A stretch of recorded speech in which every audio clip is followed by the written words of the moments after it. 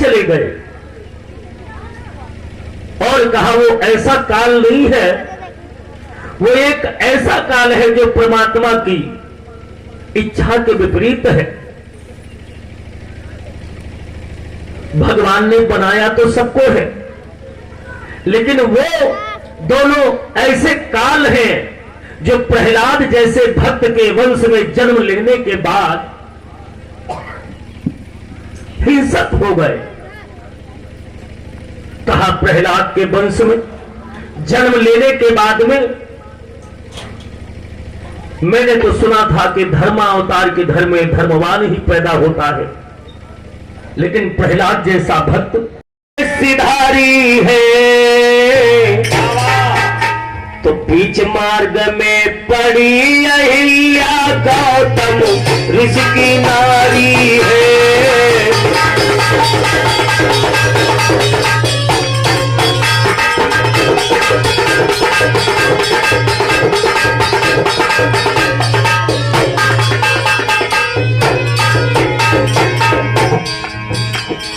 यज्ञ बोल करवा के प्रभु जी जब आगे चले सिधारी है,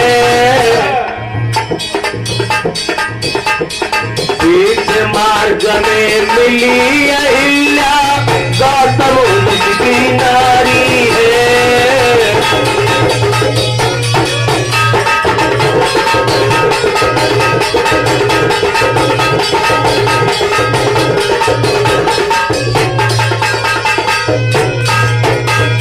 वाह मेरे प्रभु अपने गुरुदेव की यज्ञ की पूर्ति करवाने के बाद में आगे चले जा रहे हैं। बक्सर से चले हैं यज्ञ पूर्ण करवा करके। और आप लोगों ने बहुत बार कथा सुनी होगी, आपके क्षेत्र के बड़े बड़े विद्वान कथा वाचक। क्या आपको ये बताया कि अहिल्या जो पत्थर बनी, अहिल्या पत्थर बनी? अच्छा ठीक है, बनी या ना बनी भगवान जाने, क्योंकि हम आपने देखा नहीं।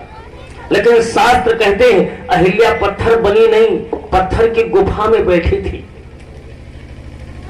कई बार आप लोगों ने कथा सुनी होगी, लेकिन यह भी नहीं पता होगा आपको कि अहिल्या कहां पर पत्थर बनी। स्थान बताया गया? आप लोगों को स्थान बताया गया नहीं। कथा सुना दी गई कि गौतम ऋषि की नारी अहिल्या पति के साथ से पत्थर बन गई, लेकिन यह नहीं बताया गया आपको कि वो पत्थर किस राजा की राज्य में, पत्थर की गुफा में गई या पत्थर बन गई। आपने जनकपुर का नाम सुना होगा, नेपाल भी सुना होगा, क्योंकि जनकपुर नेपाल में पड़ता है, नेपाल की सीमा में। और अहिल्या जहां से नेपाल का बॉर्डर शुरू होता है, जनकपुर का क्षेत्र चालू होता है। अगर कोई भैया भूटान गया होगा तो भूटान की जगह पर त्रिकोण रास्ता है, क्योंकि मैं भूटान के 90 किलोमीटर अंदर तक गया हूं। जयगांव बॉर्डर पड़ता है सिल्लीगुड़ी जलपाईगुड़ी के आगे, और जयगांव बॉर्डर है इंडिया का। और उस जगह से 3 दरवाजे लगे हैं बड़े बड़े, जैसे लखनऊ का रूमी गेट। तो जो पूरब की ओर दरवाजे हैं 3, वो भूटान गए हैं। उस पर आपको हाफ पैंट और हाफ शर्ट वाली पुलिस मिलेगी एंट्री करने वाली, कि आप इंडिया से आए हैं तो अपना परिचय दीजिए। और बस इधर ये छूट जाता भूटान, और जैसे ये दीवार ऊंची वाली आप देखेंगे, वो दीवार के लाए लाए जो रोड गया है वो सीधे नेपाल। और उस रोड से, उसी रोड के इस तरफ का क्षेत्र जो है उत्तरी क्षेत्र, वो है इंडिया का। क्योंकि पहले ट्रक लाइन में था, ड्राइवरी लाइन में कार्बेट लादने भूटान जाया करता था। भूटान से ही कार्बेट आता, जिससे आम पकाया जाता था, पत्थर वाला कार्बेट ना, ये भूटान से ही आता है। इसलिए मैं बताया कि मैं जा चुका हूं। तो नेपाल के बॉर्डर के अंदर, जहां से जयगांव बॉर्डर लास्ट होता है, इंडिया का बॉर्डर लास्ट होता और नेपाल चालू हो जाता है, वहां से 110 किलोमीटर की दूरी पर अंदर जाकर के पहाड़ी की गुफा जो पड़ती है, उस पहाड़ी की गुफा में अहिल्या अपने पति के श्राप से शापित होकर के जाकर के बैठ गई थी। पत्थर नहीं हुई, ये तो केवल बात कह दी गई। आज भी लोग कहते कि यार तुम बड़े पत्थर करे, आज क्या रहो, तनको भाई तन मोह नहीं करे हो, तनको बाप तन मोह नहीं कर रहे ना। तो गौतम ऋषि ने श्राप क्या दिया था इसको समझना है। उन्होंने पत्थर होने की बात नहीं कही, उन्होंने श्राप सीधे दिया था। कहा देवी ये बताओ मेरी अनुपस्थिति में आपके महल के अंदर कौन आया, क्यों? उसने कहा स्वामी आपके सिवा यहां कोई नहीं आया। क्यों? क्योंकि देवराज इंद्र जो था वो गौतम ऋषि का स्वरूप बना करके कुटी में प्रवेश हुआ था। और गौतम ऋषि का प्रतिदिन का नियम था कि जाते थे गंगा सवेरे सवेरे 4 बजे रात्रि में गंगा स्नान किया करते थे। देवराज इंद्र ने एक बार दरबार लगा करके देवताओं से पूछा कि ये बताओ संसार में मृत लोक में सबसे सुंदर नारी किसकी है?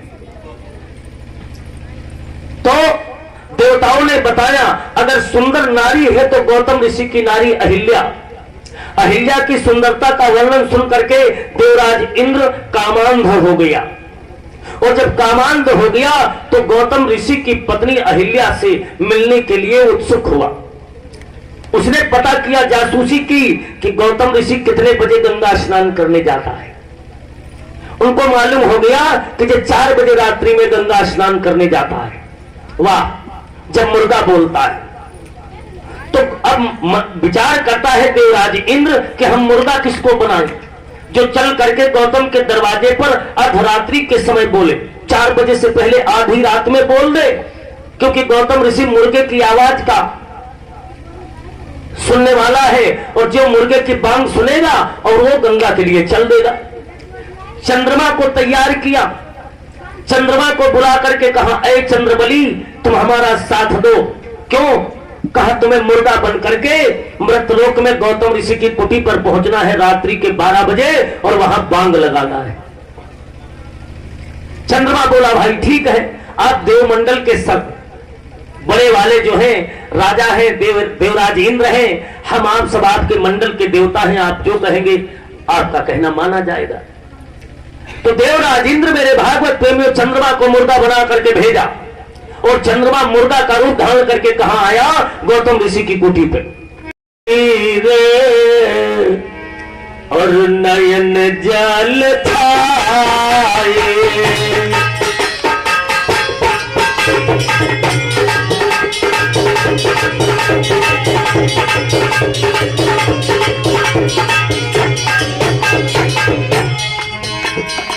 बेटा राम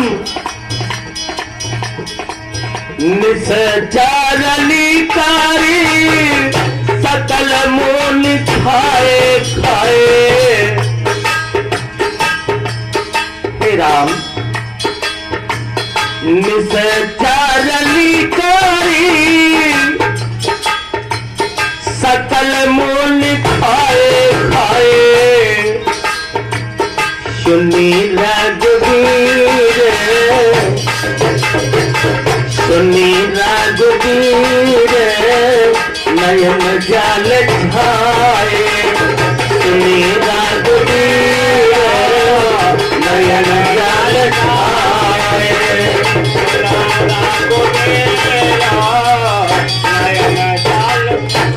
भैया विश्वामित्र जी महामुनि कहते हैं बेटा राम कि निसचरनी करी और सकल मुनि खाए और सुनी रघुबीर नयन जल छाए।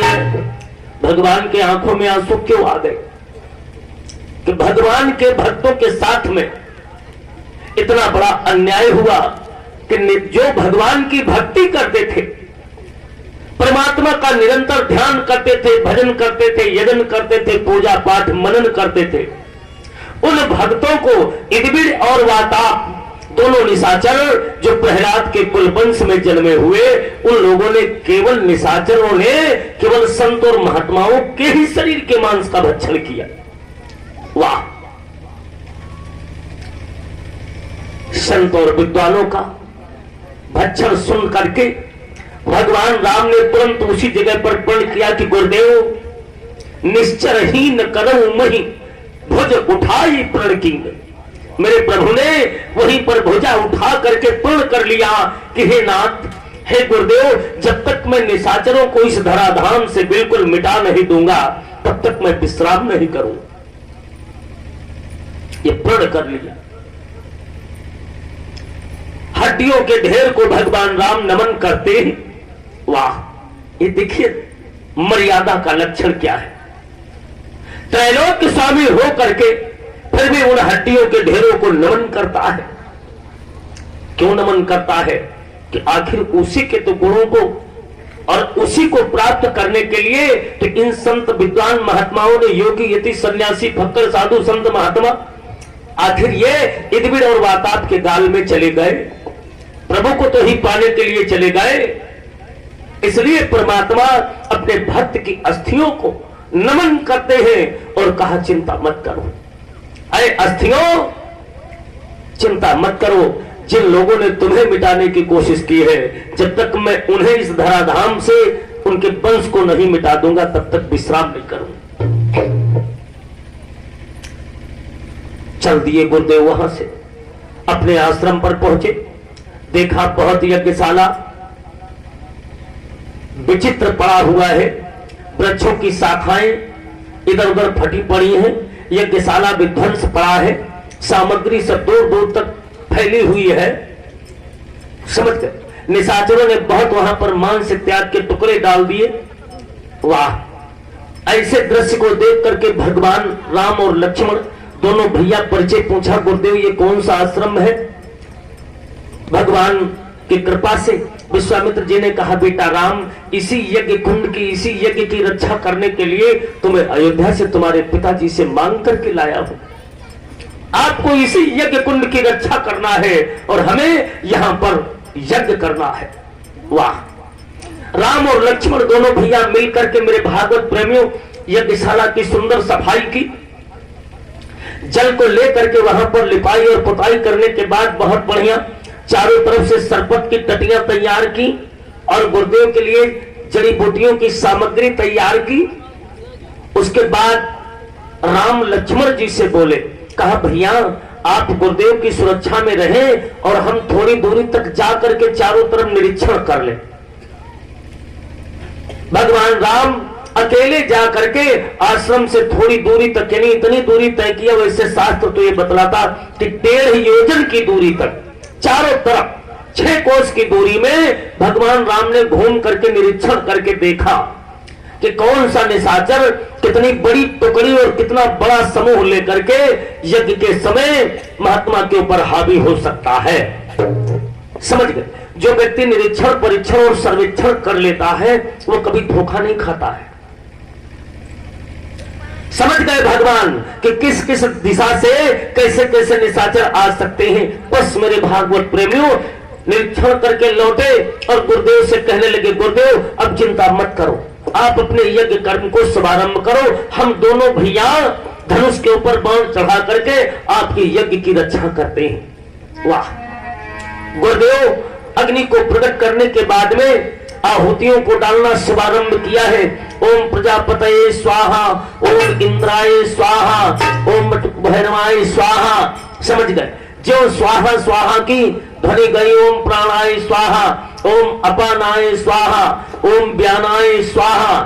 भैया जब जड़ी बूटियां औषधियां सब अग्नि में पड़ी तो उसकी सुगंध पूरे जंगल में वायुमंडल में जाकर के फैलने लगी। तो भैया जब वायुमंडल में फैलने लगी तो वो सुगंध, वैसे सुगंध तो संसार में सबको अच्छी लगती है भैया, सबको अच्छी लगती, लेकिन ये सुगंध भी मिर्चा के समान झाड़ लगती किनको? जो इस सुगंध के विपरीत है, जो इस सुगंध के विपरीत है। सुबह से शाम तक 11 बजे रात्रि तक यहाँ पर जय जयकार और स्वाहा और भगवान की कथा होती है, लेकिन जानते हो ये भगवान की कथा और ये अग्निहोत्र भी कुछ प्रतिशत जीव ऐसे होंगे जिनको बड़ा बुरा लग रहा होगा, जिनको बहुत बुरा लग रहा होगा, सुन करके, कानों से सुन करके, आंखों से देख करके बुरा लग रहा होगा। लेकिन नहीं भैया, अगर सब एक ही जैसे हो जाएं तो फिर कैसे काम चलेगा। एक बार की बात बताएं, जब ऐसी सुगंध गई नभमंडल की तरफ और उस जंगल में फैली तो निशाचर जो थे, क्योंकि निशाचर जो है वो यज्ञ के विपरीत करके भेजे गए थे नहीं। वैसे निशाचरों से ज्यादा कभी देवताओं ने यज्ञ ही नहीं किया। बड़ी मजे की बात है कि निशाचरों से ज्यादा यज्ञ कभी देवताओं ने नहीं किया। देखिए, मेघनाथ निकुंभरा देवी की यज्ञ करता था पातालपुरी में। अगर मेघनाथ की यज्ञ विध्वंस हनुमान जी ना करते तो क्या लक्ष्मण बच सकते थे? असंभव था भैया।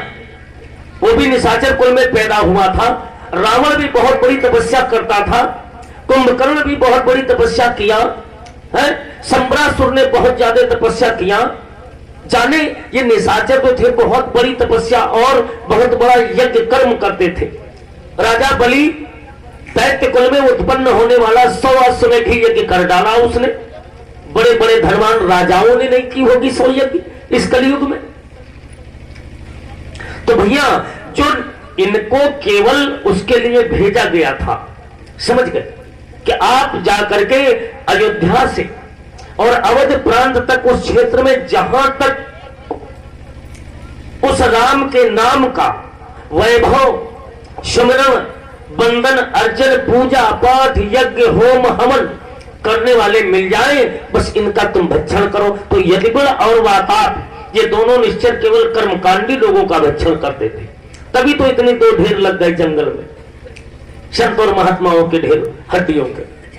इसलिए उसी यज्ञ को विध्वंस करने के लिए जो सुगंध पाई दौड़ पड़े, और जब दौड़ पड़े तो भगवान राम अपने धनुष के ऊपर से बाण छोड़ते टुकड़ी की टुकड़ी पूरी साफ करते। रामायण तो ये कहती है कि बड़े बड़े निशाचरों को भगवान राम ने वध किया और अनुज बंधु लघु कटक को संहारा। छोटे भैया ने छोटी टुकड़ी में आने वाले निशाचरों का वध कर दिया। वाह! क्यों? अगर देखा जाए वो अपनी मर्जी से आए नहीं, कतई नहीं। विश्वामित्र महामुनि के अंदर इतनी बड़ी शक्ति थी, इतनी बड़ी शक्ति थी कि उस समय के वो शक्तिमान बहुत सिद्ध पुरुष थे। जो आवाहन किया अग्नि देवता का और उसमें मंत्रों का अभिषिक्त करके औषधियों को डालना शुरू किया तो निशाचरों की खोपड़ी खराब हो गई। ऑटोमेटिक वो चुंबक में बंधे चले आ रहे हैं, जिनका वहां पर भगवान राम के द्वारा अंत हो रहा है। भैया, क्यों? जिसकी मौत जहां पर लिखी है वहीं पर होगी। मौत का समय जो निश्चित है वो उसी समय पर आवेगी, और जिस समय मौत आ जाएगी वो घड़ी न टलने पावेगी। एक बार की बात याद आ गई भैया मुझे। एक भैया थे, उनका जब जन्म हुआ तो चतुर्विद्वानों से उनके पिताजी ने पूछा कि महाराज जी हमारे भैया की कुंडली बना दो।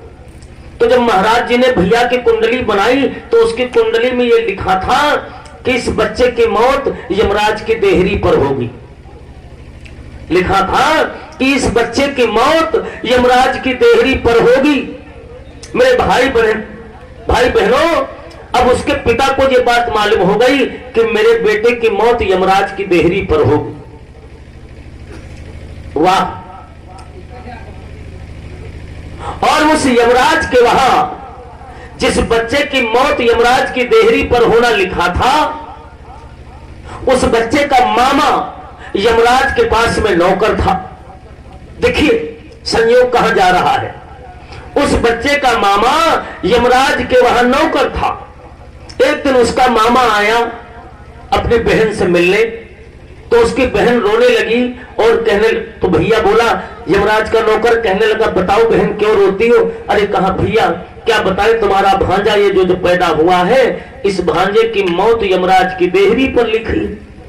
मामा बोला लड़के का, कहने लगा, अरे बहन चिंता मत करो, आप किस बात की चिंता करती, मैं तो यमराज का नौकर हूं, मैं यमराज का नौकर हूं, और मैं जा करके यमराज से कह करके अपने भांजे की मौत यमराज की देहरी से कटवा दूंगा। वाह! समय व्यतीत तो होता गया, समय व्यतीत तो होता गया, वो बालक बड़ा हो गया, उसकी शादी बारात हो गई, और जब शादी बारात हो गई तो उतना ही उसका समय था मरने का। यमराज के वहां से उसका मामा आ गया और बोला, भांजे चलो चिंता मत करो, मैं उनका नौकर हूं और तुम मेरे साथ में चलिए, आज ही मैं यमराज से मिला करके और तुम्हारी मौत देहरी पर से कटा रहा हूं। भैया भांजा मन में विचार करता, बात सही, जब मामा नौकर है यमराज के पास में तो यमराज तो इनकी बात मानेंगे। चलो का है गिटार, हाँ चल दिए। और जैसे भैया यमराज की देहरी पर वो बालक पहुंचा, मामा दूर ही रहे, यमराज के दूतों ने पकड़ लिया और उसी जगह पर उसका अंत हो गया। मामा को पश्चाताप हुआ कि अगर आज मैं लेकर के अपने भांजे को ना आता तो यहां पर बच्चे की मौत नहीं होती। तो मेटे मिटे न विधि के अंका और विद्युत काल बलि बड़ो बंका। भैया मौत का समय जो निश्चित है वो उसी समय पर आवेगी, और जिस समय मौत आ जाएगी वो घड़ी न टलने पावेगी। क्यों? बैठी है दुनिया कमर कसे, अरे भाई बैठी है दुनिया कमर कसे, बस चलने की तैयारी है। बैठी है दुनिया कमर कसे और बस चलने की तैयारी है। मेरे प्यारे चल देता है वो बिना कहे, चल देता है वो बिना कहे। अरे जिसकी आ जाती बारी है, जिसकी आ जाती बारी है प्यारे, तो किसी से कुछ बता नहीं पाता। तो उन निशाचरों का समय आ गया, और जब समय आ गया तो विश्वामित्र की यज्ञ भी शुभारंभ है। राम लक्ष्मण दोनों भैया रखवाली कर रहे हैं और इधर से ये दोनों निशाचरों का समूह पहुंच रहा है। भैया ये सुगंध उनको बुरी लग रही, वो सुगंध को नष्ट करने के लिए आ रहे हैं, लेकिन वो स्वयं नष्ट हुए जा रहे हैं। समझ गए? एक बार की बात है, एक दो मछुआरे मछली बेचने वाले, दो मछुआरे मछली बेचने वाले मछली का धंधा करते थे। अपने बड़े बड़े टक थे स्टील के, जिंदा मछली और पानी भर करके गांव में जाकर के नगर में बिक्री करते थे। भैया दोनों मछुआरे पहुंच गए कन्नौज की नगरी में। तो एक बोला, कहा भैया हम आगे वाले गांव में चले जाएं और तुम इस वाली नगरी में बेच लो। बोले ठीक है। तो आगे वाला तो आगे वाले गांव में चला गया, और जो कन्नौज की नगरी के अंदर प्रवेश किया वहां बनती थी सेंट, और जो सेंट की सुगंध उसको मिली, साइकिल लेकर के गिर पड़ा, नाली में सब मछली बह गई और वो पैर फटक रहा, हाथ फटक रहा। महल्ले वालों ने देखा, और जब देखा तो दौड़ करके आए। कोई पानी का छींटा मारता, कोई हवा करता, कोई पकड़ के बैठा होता, लेकिन उसको होश नहीं आता। जब उसको होश नहीं आया, बहुत देर हो गया, तो उसके साथी ने क्या किया, साथी मछली बेच करके निकला, चौराहे पर बैठा, और ये तय था कि जो पहले बेच करके आएगा इसी चौराहे पर बैठेगा। जब बहुत देर हो गई, लौट करके नहीं आया, तो उसने मन में विचार किया कि जा करके देखे भाई कोई बात तो नहीं हो गई जो मेरा साथी भी लौटा नहीं। तो जब वो गया वहां नगरी में, तो वो क्या देख रहा है कि बहुत भीड़ लगी लोगों की। जब बहुत भीड़ लगी तो उसने जा करके देखा बात क्या, तो उसने देखा कि मेरा साथी बेसुध पड़ा है, लोग उसके ऊपर पंखा से हवा कर रहे हैं। उसने पूछा भैया क्या हो गया? बोला यार पता नहीं, ये मछुआरा आया था हमारी नगरी बेचने और इसको पता नहीं दौड़ा जैसा क्या आ गया, और तब से ये पैर फटक रहा, ना बोलता है और ना कुछ कहता है। वो समझ गया मामला 36 का हो गया।